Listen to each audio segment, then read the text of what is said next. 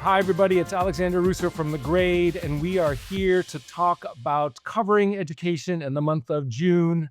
I'm so happy to be here with this great panel. We've got Erica from the Colorado Sun, we've got Ruth from the Alabama Education Lab, and we've got Kara from K-12 Dive. I like to start out with a couple of self introductions and a little bit of icebreakers. Please bear with me. Um, uh, I'm going to ask everyone to say where you work, how long you've worked there, and if you have a favorite education related character from a movie or a TV show or a song or a book. My name is Alexander Russo, and I have been doing this for so long 10 years with this particular project, The Grade. And my current favorite TV character who's a teacher is this really inept former policeman from The Wire who tries to teach at a Baltimore middle school. I think it's season 4 or season 5, but oh, he is just heroically bad, and I love him for it. Erica, do you want to go first? Yes, great. Hi, Alexander. Thank you so much for having me today. I'm Erica Breunlin. I cover education for the Colorado Sun. I'm on a statewide beat. I've been here for about 5.5 years. And I think my favorite character, education related character from a movie would have to be John Keating from Dead Poet Society, played by the incomparable Robin Williams. That will forever be my favorite education related movie and character. You just can't beat him.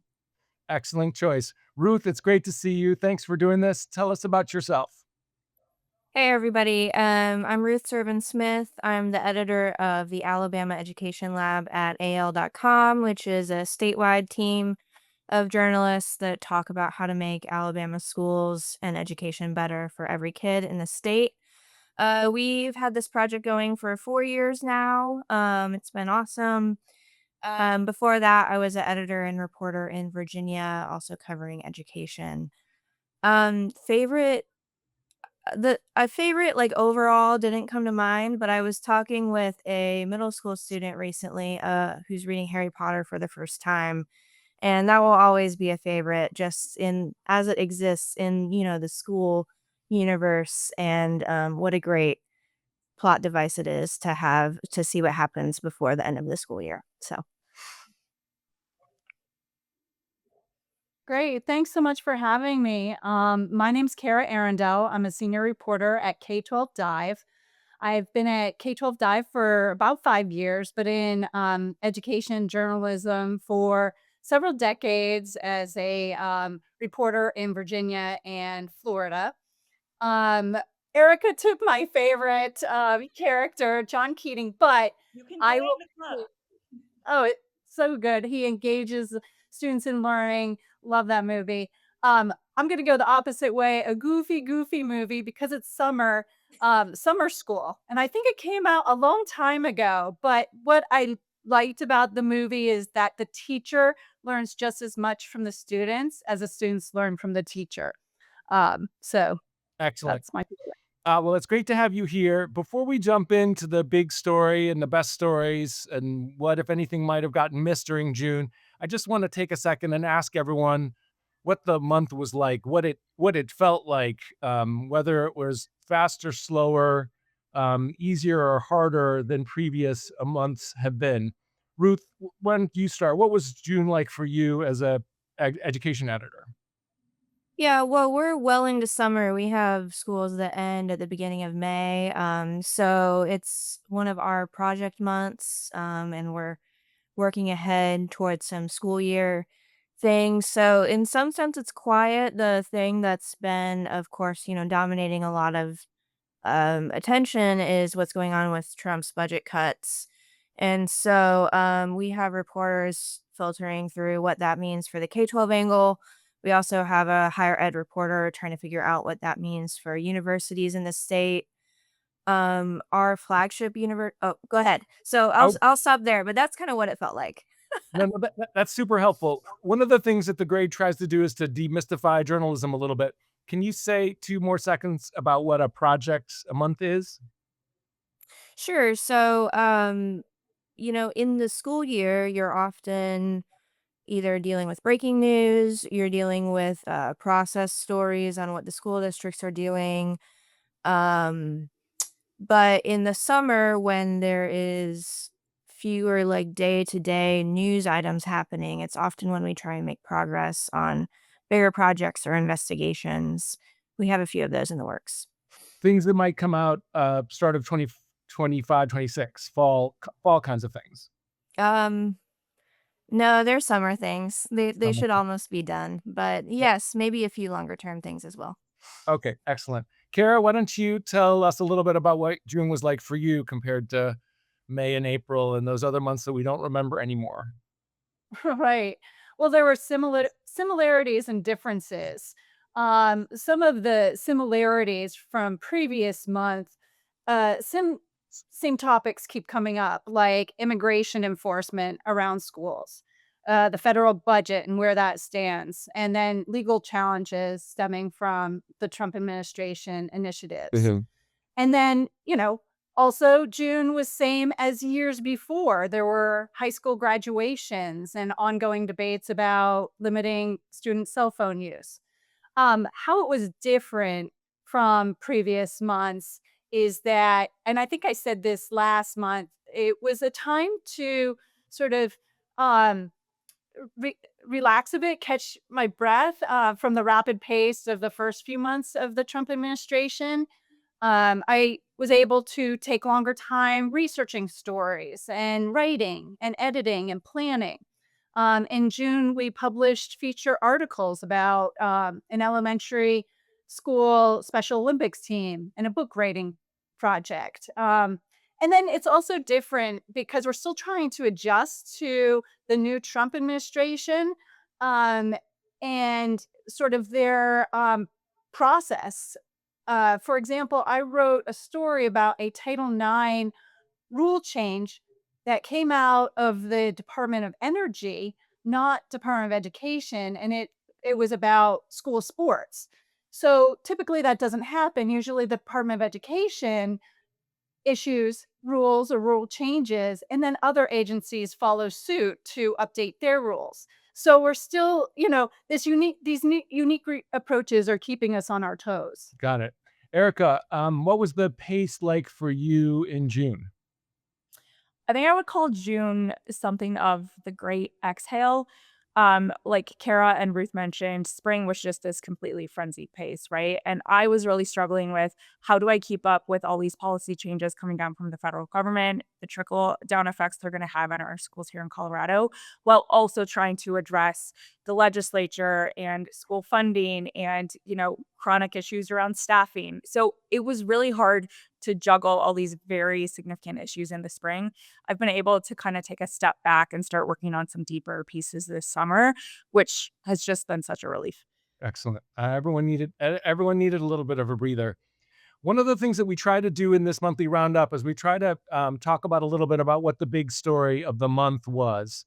It's completely arbitrary. There's and qualitative. This is not something that we're trying to measure or quantify, but I'm always curious. The grade tries to do a big story of the week, and then every month I ask all of you what the big story ended up being for you, for your you individually or for your team. Um, Ruth, why don't you start out and take a tell us a little bit about what the big education story was for you guys. Big What's story of the month for me in Alabama or my perception of the national? Both, if you don't mind. I'd love to hear both. Um, I guess I'll say two. We've been tracking immigration enforcement. So that's breaking news, obviously.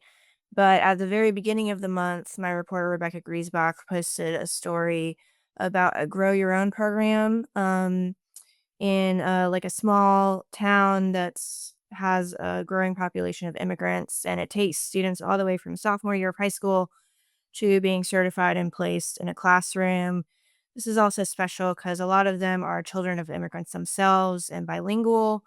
And we just thought it was a great way to humanize immigrants and immigrant communities at a time when a lot of the news is very negative. So that's a story I'm proud of in a way that we localize the national issue. Um, the story that kind of captured my attention was the ProPublica Chalk Beat collaboration about empty schools in Chicago. Um, anybody who follows that district knows that's like super radioactive up there. And I thought it was a really interesting look at the issue. And then relevant for us, as we're also a city district that probably needs to think about consolidation, but has avoided that so far. I was reading it for kind of an eye of how to apply that lens in other metros. Excellent. Erica, what was the big story for you and you all in Colorado in June? So, Alexander, I'm going to take my answer in a different direction, which I hope is okay. Admittedly, my byline has not been as hot in June because every June I pull together a journalism workshop for high school students. So I pivot from reporter to teacher. The kids are fantastic. We had a dozen high schoolers who spent a full day with us learning all about what it takes to be a journalist. They were fantastic. They also gave me a brand new level of respect for the job of an educator. So that was kind of my big project in June. But I also covered a story earlier this month that took me out to rural Colorado. It wasn't an investigative piece. It wasn't a heavy hitting piece. It was more of a feature story in this district called South Route School District. Tiny district, 330 students, located in an agricultural based community. And I was really looking at this agriculture program that they have built up. They have this whole meat processing program where they're trying to train kids to be future meat processors and really build up the next generation of the ag workforce. And to me, this was a significant story because so much of my coverage this year has focused on policy and procedure and changes that we're seeing at the federal level and bills, school funding, all of which is so important, right? And all of which has these cascading effects on schools across the state. But this story brought me back to being on the ground in a school, talking to kids and teachers. And I think sometimes in our shifting world, when we're trying to keep up with all these federal policies, we lose sight of just getting back on the ground inside schools to see what's happening. So this day really gave me an inside look to talk to kids in a rural part of the state and understand what they're doing to try to really perpetuate agriculture and step up as the next generation of the ag workforce. That's very cool. I'm so jealous. I'm so jealous that you got to do those two directly kid related things. Just out of It was fantastic. I have to say they taught me how to artificially inseminate a cow, so I might also have a future in the ag industry myself. just out of curiosity, what was on the minds of topic wise? What was on the minds of the kid journalists you worked with as part of the workshop or the seminar that you Yeah, did? so the kids were What's big on their brains? I think they really want to understand just kind of the basic skills of what it takes to be a journalist, how to find sources, how to find good stories. I think they also have a lot of questions about the future of journalism and our industry because there are a lot of uncertainties around the business model of the industry. We had this launched and we're currently a nonprofit and we're trying something completely new along with other nonprofit newsrooms across the country. So these kids had a lot of questions about like what does the future sustainability of journalism look like? Mhm. And that we also talked a lot about like what does the medium of journalism look like in the TikTok era. So it was really interesting to be able to pick the minds of students about how they consume news, and then also teach them the mechanics of finding a good story. That's very cool. Kara, what was a big story for you and K-12 Dive in June? Yeah, well, like Erica, for me, I was able to be on the ground reporting. I was able to follow a 10th graders at a DC school, Washington, DC school, for part of the school year as they wrote and edited personal essays and poems.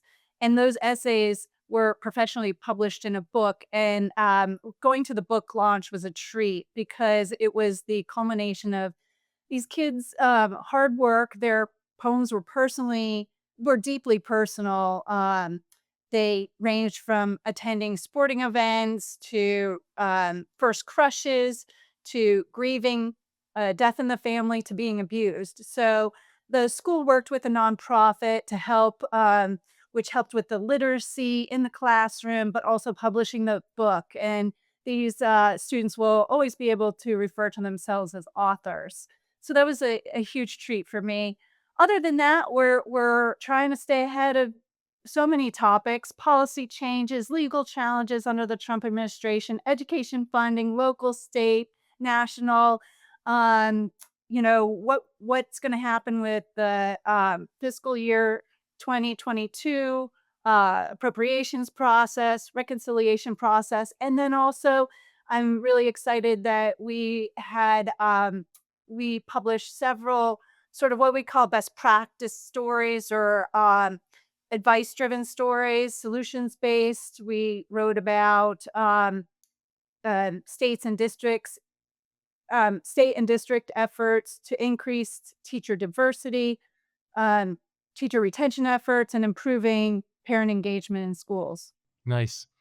One of the things that the grade does, which is so much fun, is to try to look for and then shine a light on great stories that people have written during the month, and you all certainly have contributed some of those. And but there's so much talent out there and so much good work being done. I wanted to turn for a second and ask you whether there were stories that other people had done that you really admired, or that you wished you'd done. I'm highly jealousy motivated, and so I always see these stories and think, "Oh, I wish I'd done that one." One of the stories for me, for example, this month that I thought was so useful was a story that Linda Jacobson wrote for the 74 about the Democratic debate over where to be on private school choice. There's a debate going on. Democrats have traditionally been for public school choice and against private school choice, but there are questions about whether that's tenable. And Linda took us a little bit behind the scenes. And for some people, this is too much of an inside baseball story, but I think it's really helpful to understand, to tell readers what's happening off stage, even when it's nowhere near a school. This is, Democratic politics and policy. Um, I'm more interested though, what, if any, stories did you see that you thought were admirable, and what did you like about them? Ruth, why don't you start on this one? Did you see anything? Oh, actually, you mentioned a little bit that the school closing story in Chicago. Can you tell us a little bit about what you liked about that story, besides the fact that you like that it's an important topic and it's coming your way? It just got specific. And so instead of being, 30,000-foot level and, about the power players bickering about the issue, it got down to really what this means at the school level. It means schools with 15 students. The kids are lonely, the buildings are falling apart, the teachers aren't necessarily staffed adequately. And so, the interesting question for me as an outsider is, well, that seems like a solvable problem. And then you think about it kind of takes you back up to the macro level of this all comes back to the overall political fight around Chicago public schools and the teacher union, who are essentially diametrically opposed on a lot of things. How do you resolve that? And what does that mean for parents and students in the middle who are just trying to get an education? So I just thought it balanced all of those competing interests very well, Yeah. visuals, data, and just presented a good picture. Yeah, an amazing story. Did anyone else have a story that they saw during June that they really liked and want to tell us what they liked about it? I can go. Yeah, there's so much good reporting all the time, but I was really loved. And Alexander, you highlighted this the Oregon Public Broadcasting series on the class of Right. 2025. I didn't realize about this series, and these reporters and editors follow the same kids for 12 years. That's just outstanding. And when you listen to the interviews, they do a great job editing the first grader voice with now the high school senior. And I'm just started listening and reading, and I can't wait to finish it. So I thought that was excellent. That was awesome. Erica, did you have one? Yeah, I really admired Lucy Naland and Laura Meckler's piece in the Washington Post about all the ways the government is stressing out public schools right now. Of course, we've just seen public schools go through this tumultuous period over the last 5 years in particular, with pandemic challenges on top of the perennial challenges they have with staffing schools, now mental health struggles. About this piece did a really great job of giving an overview of all the ways that schools are just feeling these pressure points from the government right now, from school meals cuts to attacks on how schools teach gender and race. I just thought it did a good job of kind of rounding out all the ways that schools are really feeling the stress from the government right now. Each of these topics deserve a deep dive, and we've seen those in many pieces of reporting across the country. But this did just a nice job of packaging it all together so that we could really understand the strain that schools are facing right now. That's a great one. And that was Laura. And who was the second reporter? Lucy Naland. Okay, excellent. Speaking of the Post, I don't know if you all saw it, but there was a great piece called Empty Desks that Lauren Lumpkin at the Post and Robert Samuels did about the failed effort to get middle schoolers back coming to school.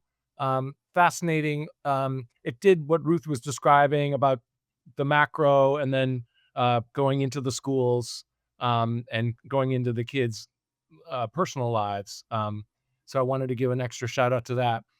Um, Part of what the grade tries to do is to reflect a little bit. And I'm always curious about what folks have to say about stories that might have gotten missed, undercovered, or covered in a way that. Can I say more stories? Oh, yeah. I Go just for think it. the to me the biggest topic right now is special education, and that's where the federal policy intersects with the local policy and the Right. absolute failures of both. And so I did just want to briefly shout out the Manning McLaren's Boston Globe piece. Oh, right. And then there was a similar story in the Flatwater Free Press about a student in Omaha schools as well that kind of took it the same problem of what do I do when my district doesn't provide services? And Right. I'm just like stuck waiting. So I really just wanted to highlight those student And focused, family focused pieces as well. I'm so glad you did. And say again for folks in the back, why is special ed? Special ed is always important. Why is it particularly important now at the beginning of the Trump administration? Um, our federal Department of Education has a lot of indirect importance to K-12 schools, but one of the places where it has the most direct importance is in special education. The requirement to provide services, the funding that supports services. We're hearing a ton of questions from local families about what budget cuts and staff cuts mean for their students. Schools, of course, are not necessarily incentivized to get better, even in places where they might want to. The funding is not coming from states to make improvements. And of course, the people left in the lurch are kids and families. And so, I don't know how it'll work out. I don't know what the solution is, but I think it's a story about the most vulnerable people that deserves attention. I'm so glad you brought it up. Two other things that are unique, if I can piggyback on the special ed issue. One is that it's one of the only places where parents have an individual right to sue. A parent can take a school district to court in special ed, and that's not available outside of special ed, to my knowledge. And the other thing is that there's this crazy world of non-disclosure agreements. Some education reporters have covered where the school district will make a deal with parent A, usually under threat of a lawsuit, but then will require or demand the signing of a Hollywood style non disclosure agreement so that the other parents won't find out. It's just an amazing world. We should all be Hey, writing about special ed all the time. can I add to the conversation real quick? Sure. Because I just want to throw in too that the school systems are also feeling the pressure. There has been severe special education teacher shortages for decades, Right? and the federal government has never fully funded special education as it promised almost 50 years ago. Right. IDA turns 50 this year, so just wanted to throw that in too. No, no. There's pressure on all sides Right. That's there. that's that's important, and the realities on the district side, as well as the obvious realities of a kid with special needs. Okay. Let's talk a little bit, reflect a little bit about what might have gotten missed or might have gotten miscovered during the hectic month of June, because it was slower than May or April, but it wasn't slow. It was still busy, and it's still hard to do everything the way you want to do things. Was there anything that got missed or miscovered? You don't have to name names or anything. I'm not interested in outing people that way, but is there anything that you thought, "Oh, I wish we'd covered that more," or "I wish other people had covered something more," or "I wish people covered it differently"? My example is, and some of you have heard this before, I apologize. My example is that sometimes I see stories about school shootings, especially mass school shootings, and I feel like the coverage unintentionally creates the impression that that's widespread. It's terrifying and tragic, but it's not widespread. Gun violence is an enormously important issue, but it's not largely a thing that happens at school. So anyway, that's my soapbox. Does anyone else have a journalism related coverage issue that comes to mind? I can go, but I'm speaking personally just for me. Um, I wish I would like to hone my skills on covering court cases. I feel like I've written more about lawsuits in the last 6 months than I have my entire journalism career. Yeah. And it's never too late to get a law degree, but I need one now. There's so much happening in the courts right now, and then deciphering how that impacts school level, district level, state level. It's tough to cover every twist and turn in the case, but there's so many impacts that can happen based on these decisions. But that's just me. That's it. Well, I'll be there for your law school graduation, Kara. Thank you. Carol, I'm going to follow in your footsteps and also pick on myself. I really want to get better at accountability reporting for districts, especially when it comes to school funding. We just have this drumbeat in Colorado that schools are woefully underfunded, and there's been some progress made. They're still not funded to where they need to be. At the same time, I need to dig inside how districts are actually spending their dollars because while there's this constant cry of we need more money, we need more money, Yeah. I want to look at how is the money actually being spent, particularly at a time we're hitting this fiscal cliff with, of course, the end of ESSER dollars, with inflation and school costs going up. So that's something I really want to strengthen my reporting muscle in is just how do I hold districts accountable for the money that they're spending? Excellent. Okay. I love it. Let's have more of that. It's certainly important. Ruth, you don't have to offer anything, but I can't imagine you not having an insight on this topic. So if I you, always have opinions. Those are both great ones, and it sounds like we should all compare notes, and I bet we can help each other. I guess one of my soapboxes, local outlets have been doing a great job of this, but as it relates to both the court cases and the funding issue for universities, like regional universities are about to just get absolutely pummeled. They do not have the funding to make up research cuts. They are typically the largest employer in their area, if not the state. University of Alabama at Birmingham is one of our state's biggest employers, and its hospital. And it's just really hard to understand what's going to happen to the region if that is goes away or even just changes a little bit. It's a question we're trying to answer locally, but it's a question I would love maybe to think creatively about how journalism can help the national audience understand the impact of these cuts and also what we can do about it, if anything. right. There's a great outfit you all may know better than I do out there called Open Campus. And I haven't checked the website lately. They've got fellows. They've got a really interesting personal story policy model, journalism model.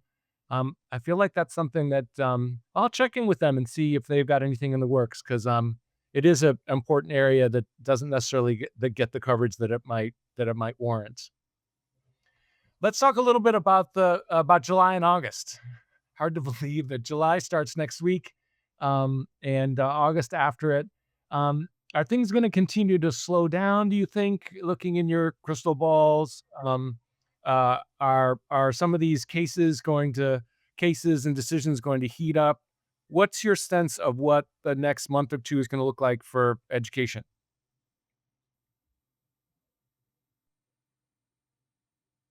I'm interested in Kara's court cases. Yeah, me too. Yeah, on the national front, July will be a big month for in Congress as lawmakers try to get as much done as possible before their August research. And we're also expecting some more guidance pieces from the US Department of Education, specifically on school discipline. And with more senior officials at the department being confirmed, I think there's going to be more policy directives and regulatory action.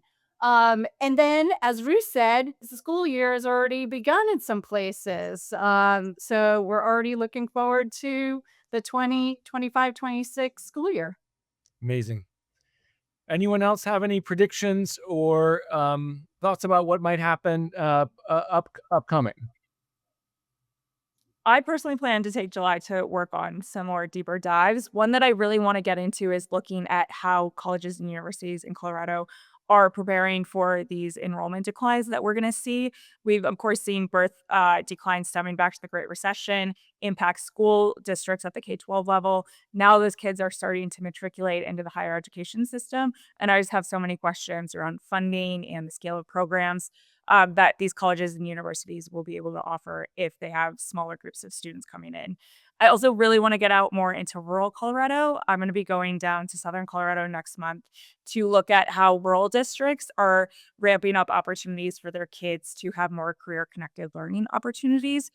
These districts, of course, are in just such remote parts of the state and have a hard time collaborating with other school districts, with big healthcare systems or higher ed institutions. And there's really some innovative work going on around how to get rural kids more opportunities for their futures. Excellent.